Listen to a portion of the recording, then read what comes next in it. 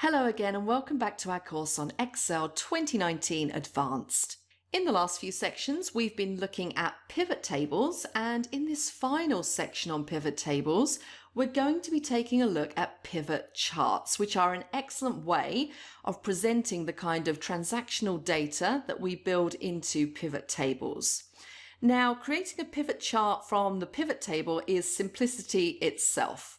I've got a subset of the store data here. I've just got the figures for January, February and March. And if you click anywhere inside the pivot table, there is an Analyze tab. And one of the options in there is Pivot Chart. And when you click on Pivot Chart, you get the Insert Chart dialog box. Now, the first thing that happens here is that you choose the sort of chart you would like to draw. Now, there is a whole selection of standard Excel charts there, not all of which are suitable for use with pivot table style data, but what Excel will normally do is present a recommended chart. And in this case, it's given us a clustered column chart as the recommendation. So I'm going to go with that. And by default, the chart is created on the same sheet as the pivot table. So I'm going to move it to a separate sheet in just a moment. But first of all, I'm going to resize the chart and just make it a little bit bigger so that it's easy for us to see. So now let's look at the controls on this pivot chart. The first thing to know is that we have effectively three filters: a date filter facility, a branch filter facility, and a department filter facility, and you can see which of these currently has a filter applied.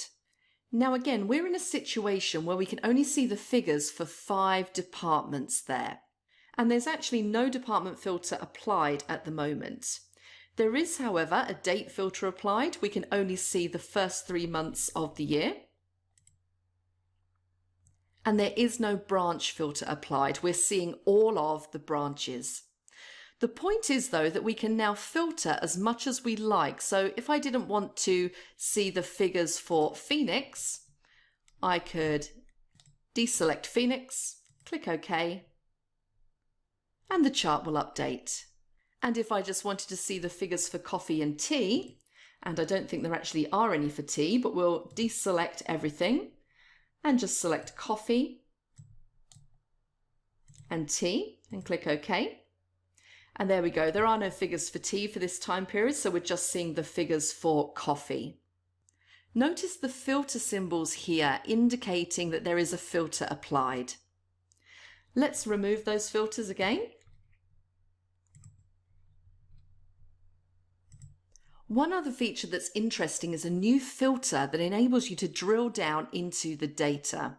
So where we're looking at the horizontal axis here, which is basically the months of the year, and within each month the 4 branches, if I click the minus sign, I will lose one level of structure on the horizontal axis, so I'll only see 3 months of the year.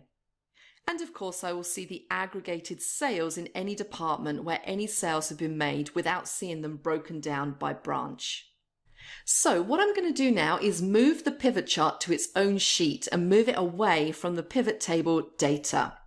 So I'm just going to quickly create a sheet, and we'll call this pivot chart. I'm sure you can come up with something a little bit more meaningful than that.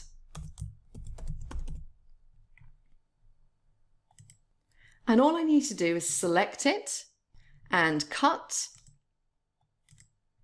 and then paste it onto my new sheet. And I can just drag and drop that to move it. And I can make it a little bit bigger by using those resize handles if I want to. Now what I'm going to do is take a look at the pivot chart tools, and I'm going to start with the Analyze tab. Now if you look over to the left of the group in the pivot chart group, it includes the pivot chart name. So you can give your chart again a meaningful name. I'm not going to do anything too meaningful here. I'm just going to call it Pivot Table 1, which is fine for the moment. Note also under there you have an Options button. The Options button gives you access to set and change some of the options, and we did look at some of these earlier on. So it's definitely worth having a little look through there to see if there's anything that you do want to change within those options. You also have the option here to insert slicers. So if you were doing a presentation where you didn't particularly want to use filters that are available on the axis here, you could use slicers. So let's insert some slicers for branch and department. And again, you can reposition these by dragging them over, and I'm going to make mine look a little bit neater just by resizing them using the resize handles. And let's put department underneath and do the same thing, like so. We also have the option to insert timeline, and we have a couple of useful buttons over here on the right. We have field list, which will pop back out that pivot chart fields, and that's just a toggle button. So if you want that back, you can just click it and click again to remove it. And we also have field buttons, and this has a top part and a bottom part. So let's look at the bottom part. Now in the bottom part, you can decide on some of the tools that are available in the chart itself. So for instance, having added the slicers for branch and department, and maybe also deciding to insert a timeline slicer as well, you might turn off the axis field buttons. And you might also turn off the value field buttons. And finally on the right there for department, we could also turn off the legend field buttons if we wanted to. So that makes the chart look a lot cleaner. Obviously we still have the legend there, but we can do any filtering now using the slicers instead. Now it's also important not to forget that pivot charts are charts. So therefore, in amongst the pivot chart tools, you have two other tabs. A design tab that is appropriate to a chart, so you can set your chart style, add chart elements, and so on. You also have a format tab, and this is pretty much a normal format tab for a chart. And also to the right of the chart, whilst it's selected, you have the standard two buttons, the chart elements button that lets you add, remove, or change chart elements. And below that, you have the chart styles button. So you can, of course, treat a pivot chart very much as being a standard Excel chart, although, of course, where it gets its data from compared to most charts is a very complex business indeed. Now, there is just one other thing I would like to show you here, or start to show you at least. So let's jump back into our store data, and let's pretend we haven't created that chart at all. I'm going to click somewhere within the table, and I'm going to go to the Insert tab.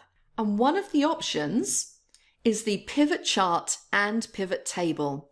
And if you really want to start from scratch with data, you can start at that point, and it will take you through the whole process of creating the table and then creating the chart and making various decisions as you go along. So if you would like to have a bit more control over the creation process, that's a great route to follow. That's it on pivot charts, which just leaves us with exercise 7, and I'm going to set you that next.